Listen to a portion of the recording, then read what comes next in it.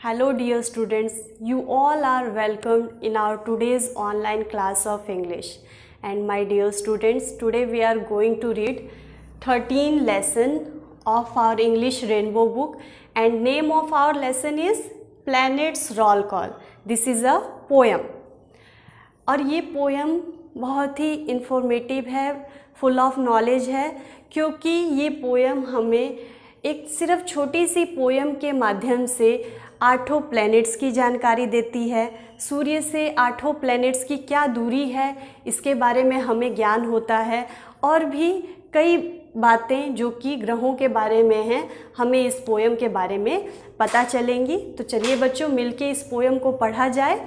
लेकिन उससे पहले कुछ डिफ़िकल्ट वर्ड्स हैं जो कि जब हम पोएम पढ़ेंगे तो ये डिफ़िकल्ट वर्ड्स हमारे सामने आएंगे। तो अगेन हम लोग इनका मीनिंग याद कर लें ताकि पोएम समझने में हमें आसानी होगी। तो पहला है एक्सप्लोर। एक्सप्लोर मीन्स खोजना। जाइब, जाइब मजाक को कहते हैं। टिल्टेड, यहाँ बच्चों आपको ध्यान देना है, ये टिल्टेड है। टिल्टेड मीन्स झुका हुआ। हेवन, हेवन स्वर्ग को कहते हैं। स्पॉट होता है दाग। तो बच्चों चलिए मिलके अब हम पोएम को पढ़ें। चलिए बच्चों पोएम पढ़ी जाए। यहाँ आप लोग देख सकते हैं आपकी पोएम लिखी हुई है। 8 प्लैनेट्स अराउंड द सन। सूर्य के चारों ओर 8 प्लैनेट हैं, 8 ग्रह चक्कर लगा रहे हैं। Listen as I call each one. सुनो मैं प्रत्येक को पुकारता हूँ। ईच वन प्रत्येक को। Mercury here number 1। पहले स्थान पर कौन सा ग्रह है, कौन सा प्लैनेट है? मरकरी, जिसको कि बुध ग्रह भी कहते हैं। क्लोजेस्ट प्लैनेट टू द सन, और ये सूर्य के सबसे नज़दीक ग्रह है। Venus here number 2। नंबर 2 पे दूसरे स्थान पर शुक्र ग्रह है, वीनस ग्रह है। Shining bright just like new, और ये सबसे चमकीला ग्रह है, ये चमकदार है और ऐसा लगता है जस्ट लाइक न्यू, ये बिल्कुल नया हो। Earth here number 3। तीसरे स्थान पर अर्थ है, पृथ्वी है। अर्थ is home to you and me, और ये अर्थ, ये पृथ्वी आपका और मेरा घर है। Mars here number 4। चौथे स्थान पर कौन सा ग्रह आता है? मार्स ग्रह आता है, जिसे क्या कहते हैं? मंगल ग्रह कहते हैं। Red and ready to explore, और ये ग्रह कलर में रेड है, लाल रंग का है। And ready to explore, explore क्या होता है? खोज करना, और ये खोज के लिए तैयार है। Jupiter here number 5।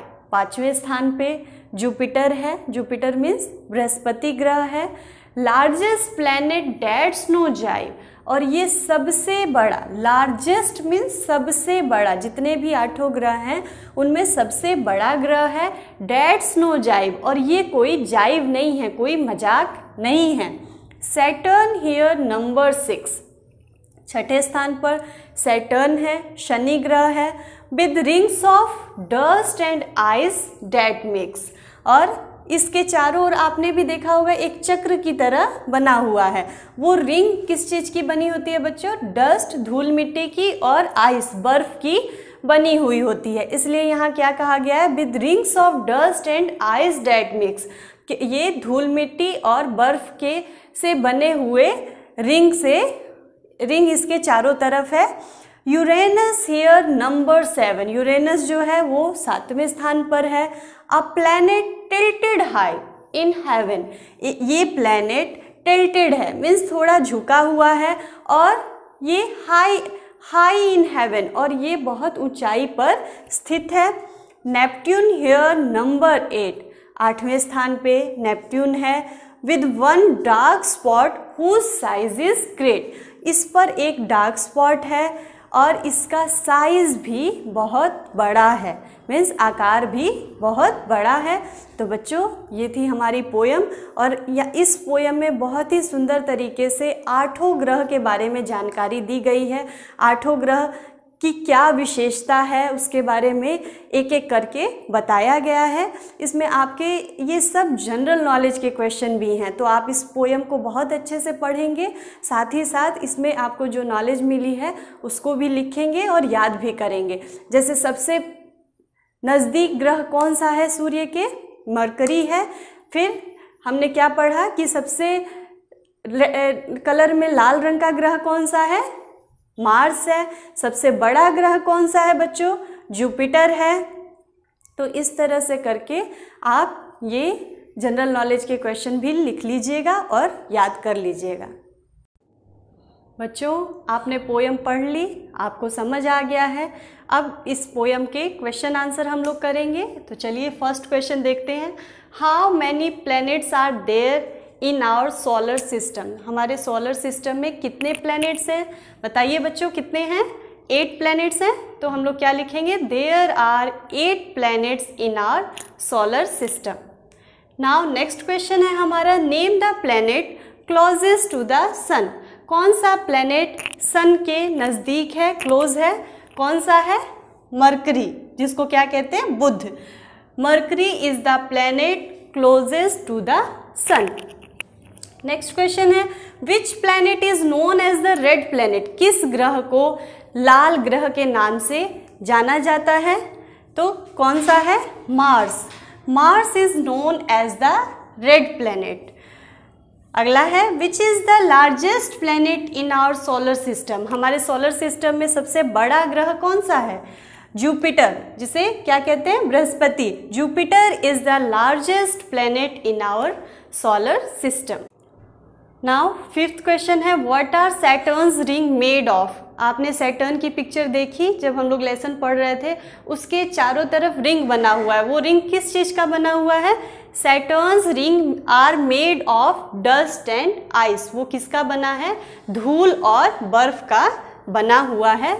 Now sixth question है, how much time do the sun's rays take to travel from the space to the Earth? कितना टाइम लगता है सूर्य की किरणों को धरती पर पहुंचने में? तो they take 8 minutes and 20 seconds to travel from space to the Earth. कितना समय लगता है बच्चों? 8 मिनट 20 सेकेंड का समय लगता है। नाउ क्वेश्चन नंबर 7 है, who was the first person to reach space? Space में जाने वाला सबसे पहला आदमी कौन था? Yuri Gagarin was the first person to reach in the space. Word power के क्वेश्चन करेंगे, जिसमें कि फर्स्ट हमारा फिलिंग द ब्लैंक्स है और फिर नेक्स्ट जो है वो हमारा कुछ वर्ड्स दिए हुए हैं जिनको अरेंज करके हमें प्लैनेट्स के नेम यहाँ पे बनाने हैं। तो हम पहला करते हैं। पहला है कि आपको यहाँ पे 3 फिलिंग द ब्लैंक्स दिए हैं। इनमें आपको अपने प्लैनेट, और आपका प्लैनेट क्या है? अर्थ, उससे रिलेटेड इंफॉर्मेशन भरनी है, फिल करनी है, और आपने पोयम में भी पढ़ा है। तो चलिए देखा जाए। The name of my planet is, आपके प्लैनेट का क्या नाम है?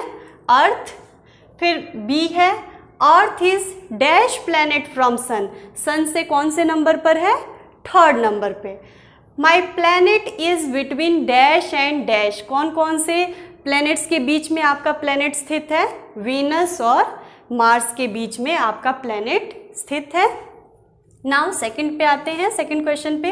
Rearrange the letters to get the name of all planets. सभी प्लैनेट्स के नाम हमें इन जो जम्बल्ड ऑर्डर में ये जो लेटर्स हमको दिए गए हैं, इनको रीअरेंज करके हमें प्लैनेट्स के नाम यहाँ सेट करने हैं। तो पहला हमारा बनेगा मरकरी, दूसरा वीनस, तीसरा अर्थ है, फिर Mars, Jupiter, Saturn, Uranus, Neptune. तो बच्चों ये था हमारा लेसन और हमारी पोयम जो कि आपने पढ़ी, और होप कि आपको क्वेश्चन आंसर सब कुछ बहुत क्लियरली समझ आ गया होगा। और बच्चों इसके साथ साथ मैं आपसे ये भी कहना चाहूँगी कि इसको बहुत आपको ध्यान से पढ़ना है, और इसमें जनरल नॉलेज के क्वेश्चन बहुत से बन रहे हैं, तो उनको आपको याद भी करना है। और ये सारे क्वेश्चन आंसर आप अपनी कॉपी में लिखें, उन्हें अच्छे से पढ़ें और याद करें। तो चलिए बच्चों, फिर नेक्स्ट क्लास में अगले लेसन के साथ मिलते हैं। तब तक के लिए थैंक यू।